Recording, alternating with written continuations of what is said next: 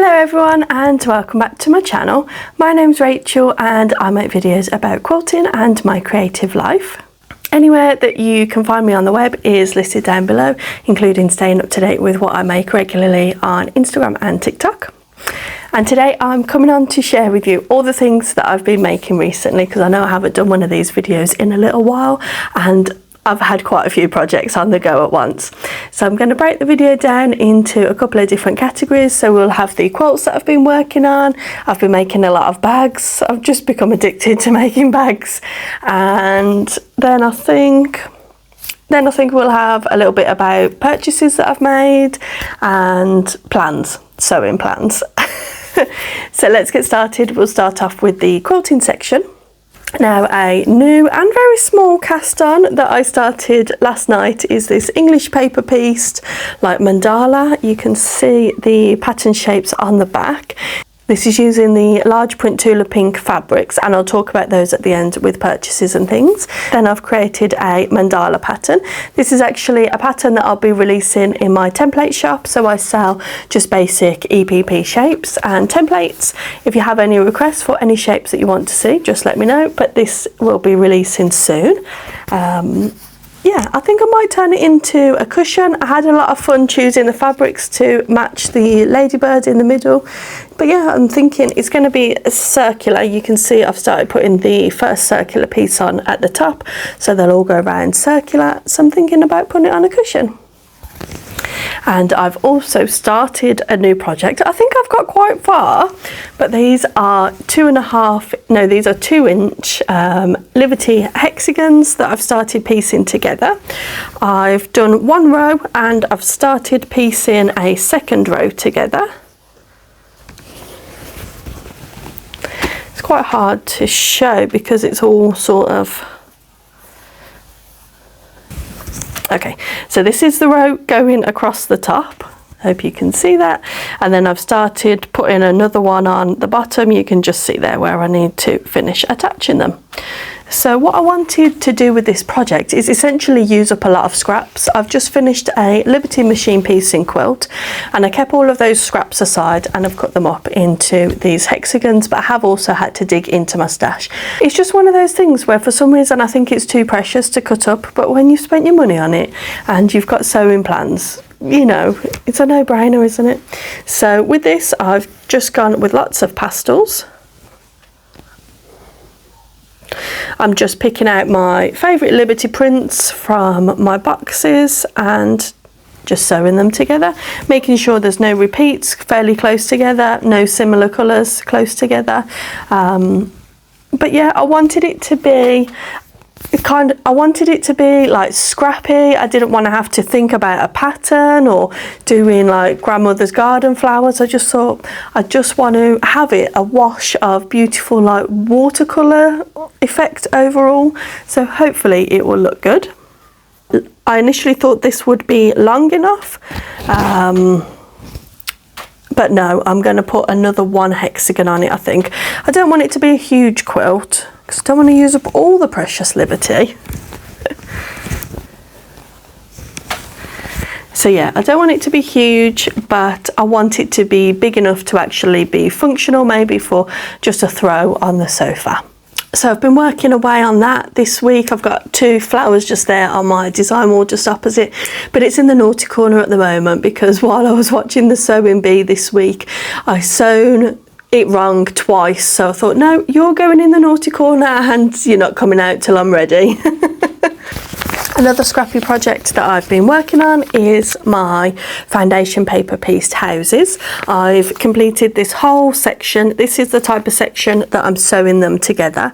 I'm just looking on my design wall there. I think I've done 4 of these. Yeah, I've done 4 of these sections already and I've just completed this one. I've got a whole bunch. I think I've got enough to do another section of these, but I need more trees. So that's what I've been working on this week when I've just had a few odd minutes. I've just been making a few of the trees because as you can see here, I've just been interspersing it with the trees.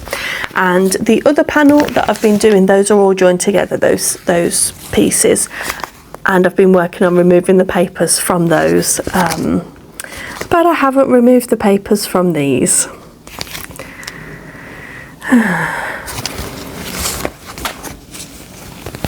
I did post a video on Instagram of removing some of the papers, and someone commented saying that they actually remove the papers before they join the blocks together. And the reason why I don't do that is because I like to be able to match up the seams here, and I also like to be able to sew along that line, whereas if I'd remove the papers I wouldn't be able to do that, and I don't feel that perhaps the points would match as well as they do, because I'm quite happy with how all the points match on this, and I think that is down to how accurate it is when you have the papers still in. So I don't think I'll remove the papers before I sew them, but I definitely think I should start removing them at this stage rather than wait until it's a whole panel. Again, I'm not sure how big I'm going to make that, but I do know it's just going to be houses and trees. There's not going to be any borders, no sashing in between the blocks, nothing like that. I just think it will have a stunning effect if it's just trees and houses. It will be really nice. And I'm just pretty much using scraps for that. I did purchase a few charm packs, because you can cut the charm packs perfectly to mix in, because when I first started doing that project, first off, I didn't have a lot of low volume fabric, so that sort of started my addiction for low volumes, and I didn't have a lot of more bright colours. It was a lot of pastels that I had, and as you can see here, it is quite a bright quilt. There are still muted colours mixed in, but I wanted it to be a really happy and vibrant quilt, so I bought a few charm packs to mix in, and I've just pulled out my favourite prints. But since then I've built up a little bit of collection of bright and happy prints. So I've just been pulling from my stash where I can. So you might have seen my recent video finishing my Alice Caroline Sophie Jane quilt. I have basted it up and I've now started the hand quilting. I should just mention that all of the details for all of the patterns that I discuss I will be leaving down in the description box.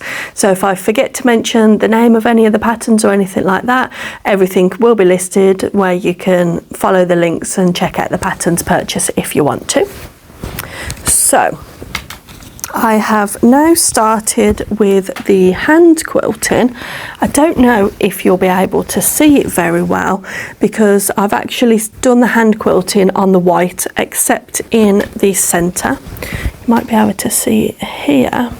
So in the centre star I actually hand quilted across the Liberty, because I just felt that that area would be too big without any quilting. But then everywhere else I am just quilting about 1/4 of an inch in on the white.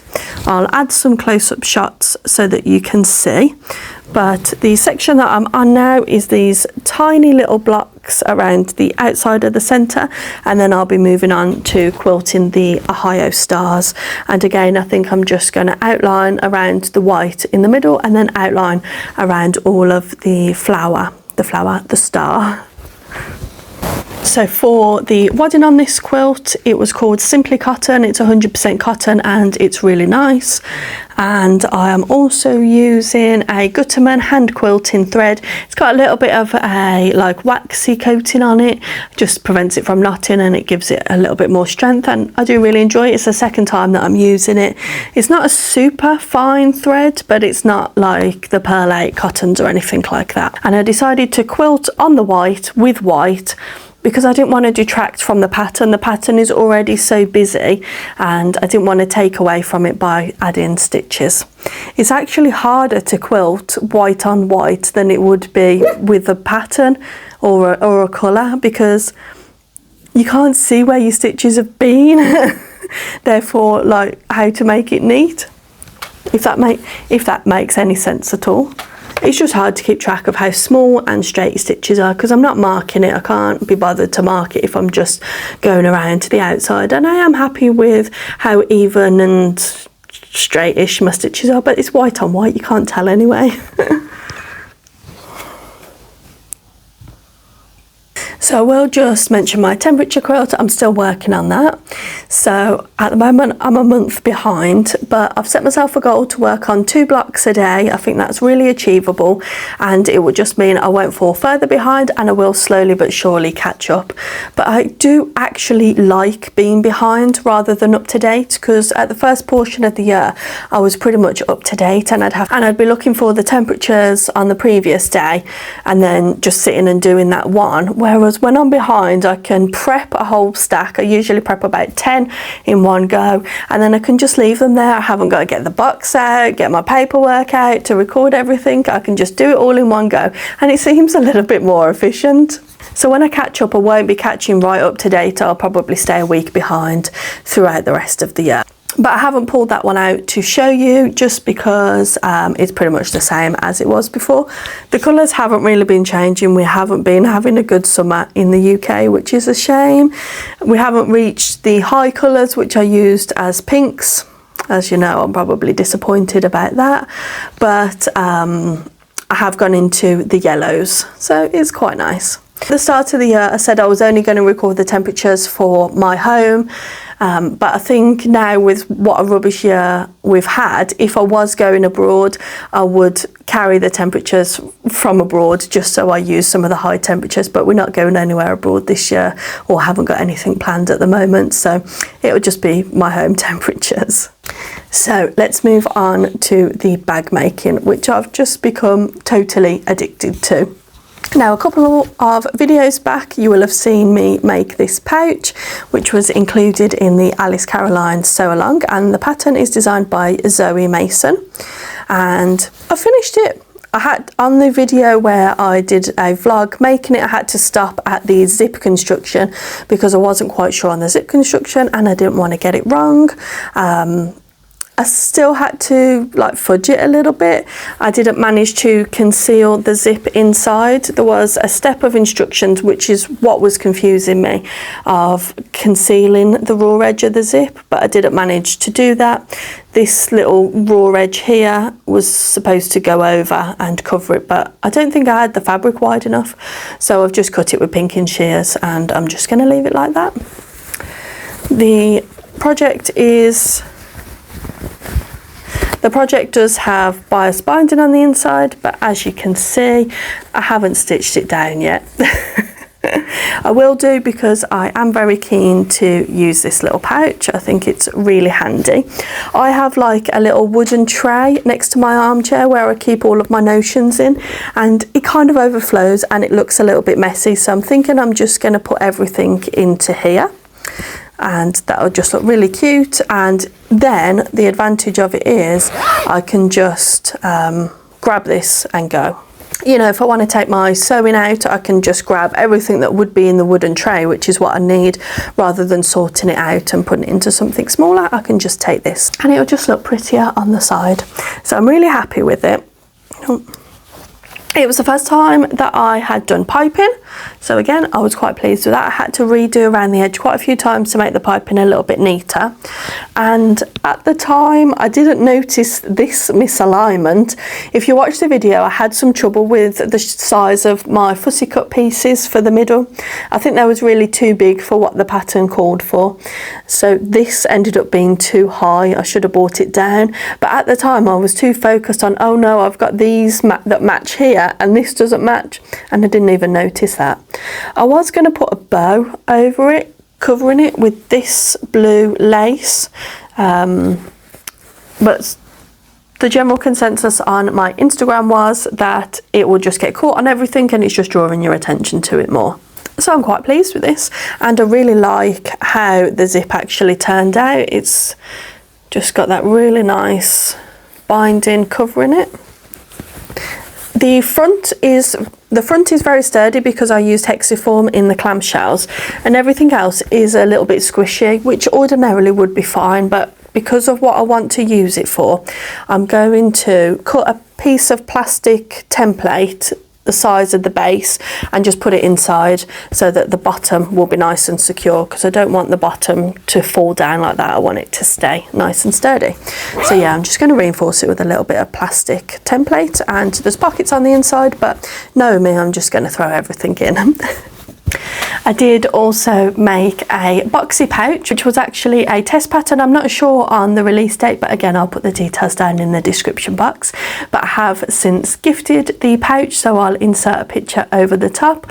And I just used lots of my Liberty scraps, created 2 panels of stripes, essentially, just with Liberty ribbons, and then just quilted it, and it created a really lovely effect once it was all boxed out. So I'm definitely going to be doing some more of those box pouches, because I think the pattern comes in like 4 sizes. I think I did the medium, but it comes in a large, an extra large, and a much smaller one. So I think I'll probably end up making all of the sizes, because they're just so handy, aren't they, for storing things in. And after that, I felt confident enough to make a duffel bag. Who even am I? Me and my machine, we weren't friends 6 months ago, and now I can't even stop using the machine.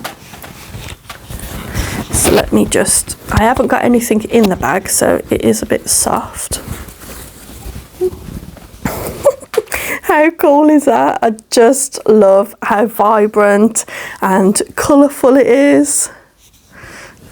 I'll show you.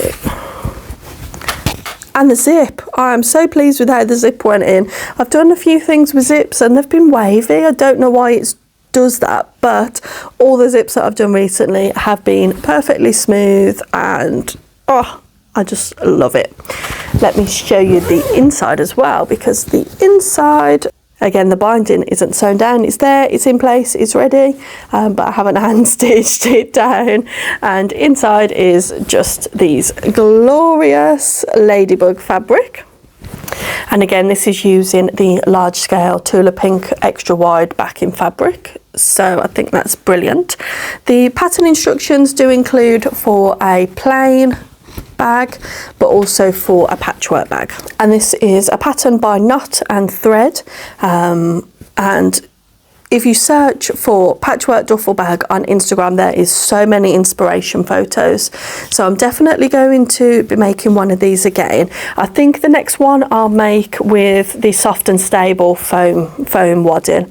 This was just what I had in stash, and it's just regular cotton wadding. So it is quite squishy, but I like that because it folds down and I can store it really easily. Let me show you how it folds. So I can just put this in my cupboard and it will fold down lovely.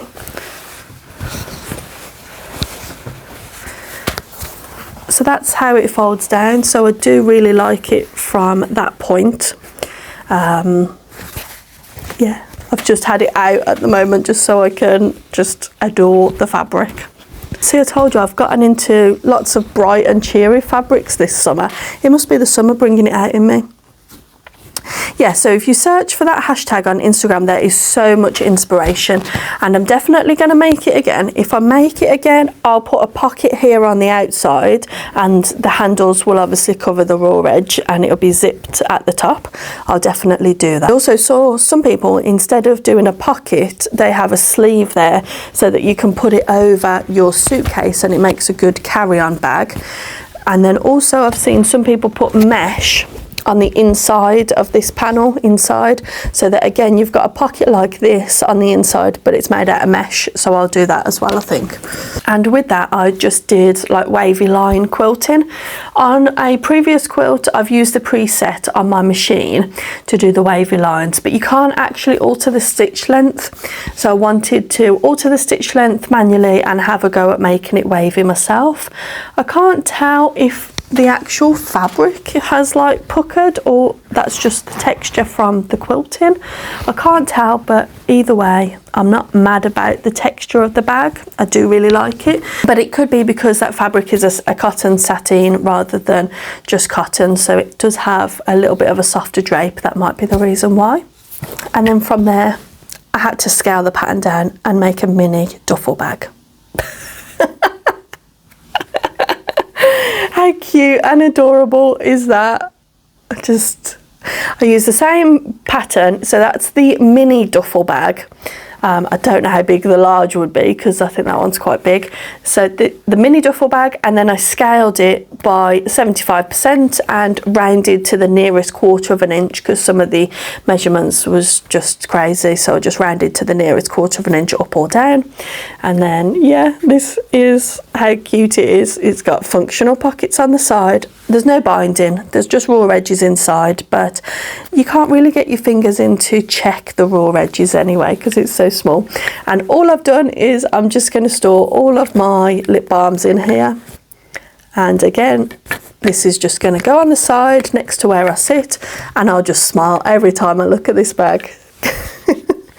This is a cheetah print fabric that I used. If you watched my video on making the sewing organiser, the notebook cover, that was the fabric that I used. And then I also used a tiny little polka dot, and I liked that because the polka dot was so small that it matched the scale of everything. And then I used, I think it was a 7-inch zip that I've just cut down. It's not the neatest, there's puckers around there where I've had to try and ease everything in, but it was just a really fun little project to do. I do love doing those projects where it's just fun to make and it's so much fun to use the project, so yeah, I've enjoyed that. I've got a sock project to show you. So last weekend I went to a yarn show called Yarningham, which is like an independent yarn show, and I bought this yarn. I feel like the lady's business might be called something Knit Sew. Joe Knit Sew, I think it was, but I'll leave the details down below. And it's this really nice like pastel neon wool, and it came as a set. I'm not very good at showing the knitting things, I'm out of practice. Came with a set with this one, a contrast mini, and this is how far I've got. Isn't that just adorable? I love how the stripes come out. I've never knitted, I think this will be the first hand-dyed sock that I've knitted actually. But yeah, I couldn't believe that it came out so gorgeously stripy. So I'm just going to knit a plain vanilla sock with a heel flap and gusset. And I think I did 15 rows of 2x2 rib. I just love it, aren't those colours just absolutely beautiful? And this is just a nice project just to pick up when I don't fancy doing any sewing. I did this while we was watching the football last weekend. So I think that pretty much comes to the end of everything that I've been making recently. Like I said at the start, if you want to stay up to date with anything that I'm making, you can just check me out on my other social medias. I do often share every day what I'm making. Let me show you now the things that I've had incoming then. So as I have shown, I've been working with the Tula Pink wide back-ins. Now these were very kindly sent to me by a company called Rainbow Fabrics that I've mentioned in a previous video. So these are the cotton satins and they are genuine Tula Pink, and they also had a drop of K-Facet fabrics, and the fabric is also what I made the duffel bag with. But they specialise in dead stock and ethically sourced fabric. So these will be, there might be a very small mistake on the bolt, it might be overproduced and the manufacturers didn't need to buy it from them, anything like that. They specialise in retailing these, and these were £10 per metre and they're extra wide, and that is an absolute bargain. I think there's still some left. So I'll leave the link to Rainbow Fabric down in the description box below, but there's also a discount code VIP Rachel, no, VIP exclamation mark Rachel, and that will get you 20% off your entire order. They ship internationally, and even with international shipping, this will still turn out at bargain fabric. I'll leave the details and all the description in, I'll leave all the details and the discount code in the description. So I've been having some fun with that. That Best Friends fabric that I made the duffel bag with, I think I've got enough left for a small quilt backing. So I'll definitely be using that on a quilt. So some other purchases that I've made, Rose Garden Patchwork. If you know, you know. Her shop is absolutely brilliant. I bought some zips because, you know, I'm addicted to making bags. I didn't show you the best bag that I've made. let me go get that. Oh my goodness gracious me, I don't know how I even forgot to pull this out to show you, but I made this amazing crossbody bag. This is a pattern by Rosie Taylor Crafts. She has so many like gorgeous bag patterns, and I used stash fabric and mainly Ruby Star fabric. I can't believe I made something so complicated. I was absolutely buzzing when I made this.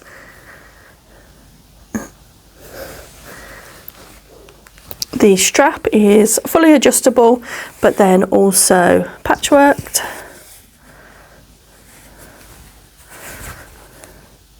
My mum has asked me for one as well.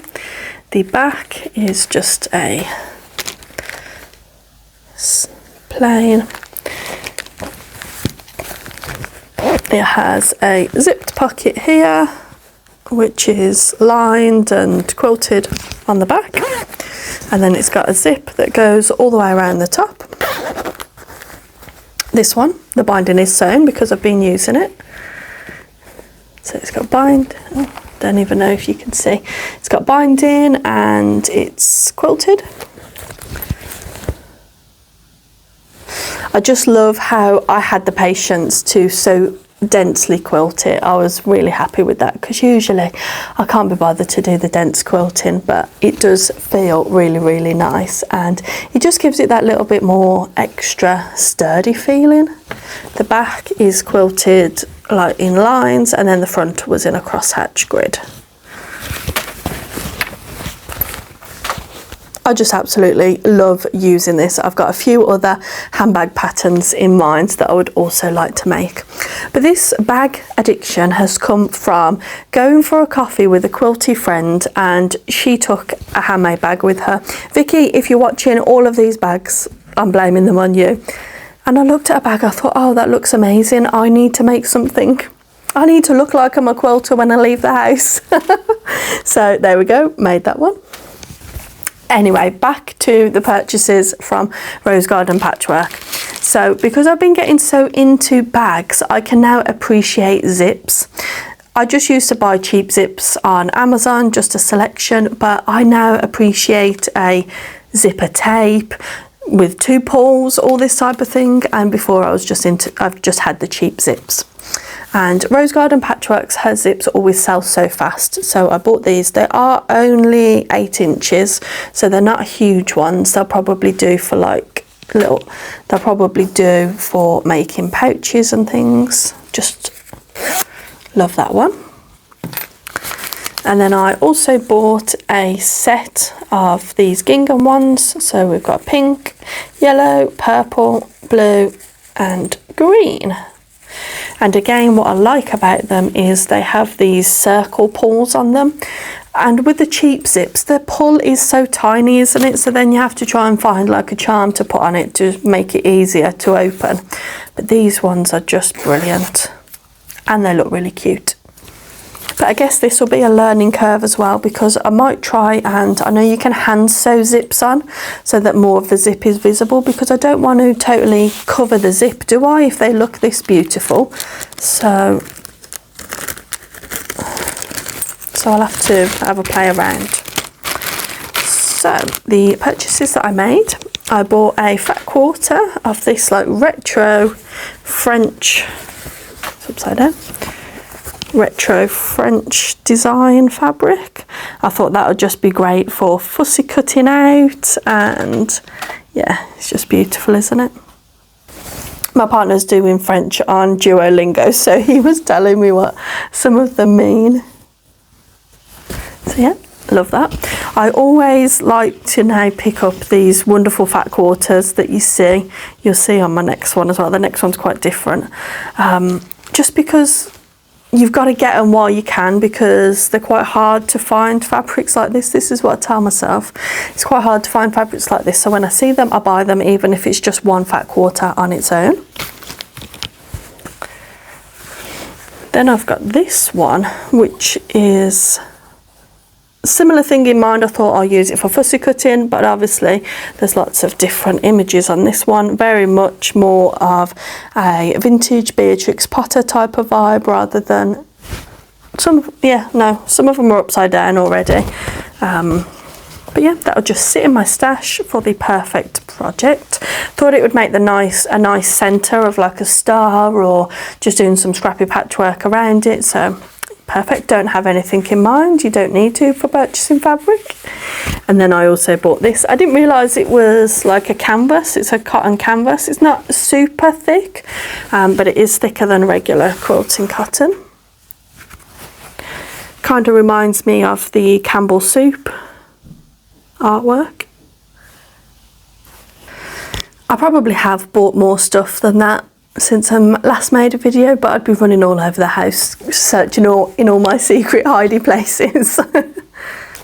The last thing I'll share with you is some upcoming sewing plans and essentially what the next video will be on. So if you're interested, I am going to make this beautiful pattern by Lily Rose Designs, and it makes an absolutely gorgeous hedgehog.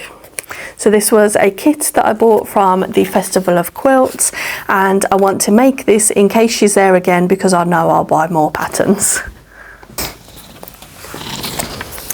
You might be able to see there in the bottom corner some of the other beautiful animal designs that she has. They have so much character and they've got like a vintage vibe to it. So this is a kit that has everything that I need, I believe. So it's got all the ribbons, the long needle. I think that was separate, but I've since used that when I made the doll for my mum. And look at the hedgehog hair. I've just noticed it's got the pattern drawn on the back. And the kit is just amazing. Look, it's all labelled with what each thing is and what element. So I'm really looking forward to making that. I'll probably start that early next week. And then of course in 2 weeks time it's the Festival of Quilts again. So yeah, I want to get her made before I go.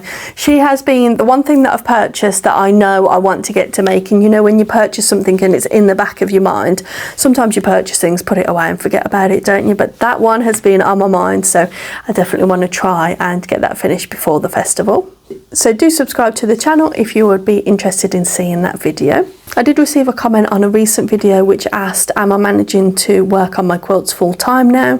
I'm not at the moment, but I do still have a second job. The hours with that second job are reducing and I'm able to put more time and effort into the quilting, sewing and producing content, which of course does pay. So it's just finding that balance between the two. So I just want to take the opportunity to thank every single person who subscribes to the channel, takes the time to leave a comment and even leaves me a donation on my Ko-fi page. Thank you so much. I really do appreciate it, and it does help me slowly realise my dreams of doing this full time. Oh, that would just be absolutely amazing. I love making videos for you guys. Sometimes it can be a time crunch. Anyone who makes videos will tell you the same. It can be difficult to fit everything in, and it would just be absolutely amazing if I could do quilting, social media and videos as my full-time job. So that is what I am working towards, slowly but surely.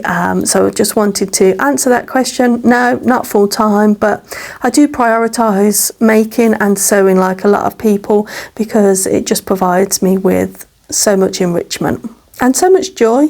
So I just wanted to reiterate my gratitude for everyone who watches the channel and takes the time to comment. I really do appreciate it, so thank you so much. And until next time, bye bye.